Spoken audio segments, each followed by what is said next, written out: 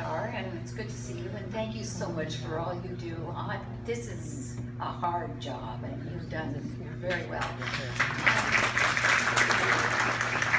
My concern right now is that the state of Washington is blessed to have people who I think are really doing a grand job and working very, very hard for us.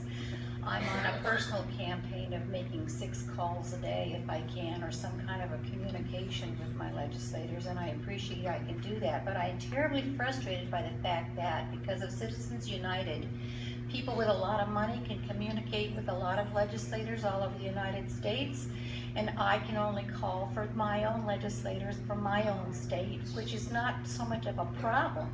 But I call my friends in Delaware and in Colorado and in Utah and everything, and try to get them to be as excited about this as I am.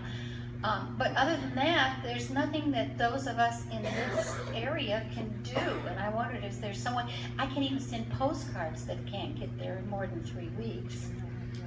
And so first of all, I think being active and engaged, like all of you are here today, is critically important.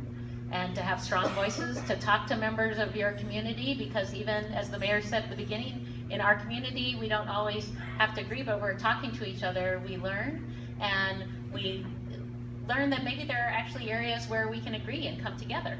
So that, I think that's important. 2, definitely talk to your legislators, send letters or call or come to events like this. It's important that people hear directly from their constituents.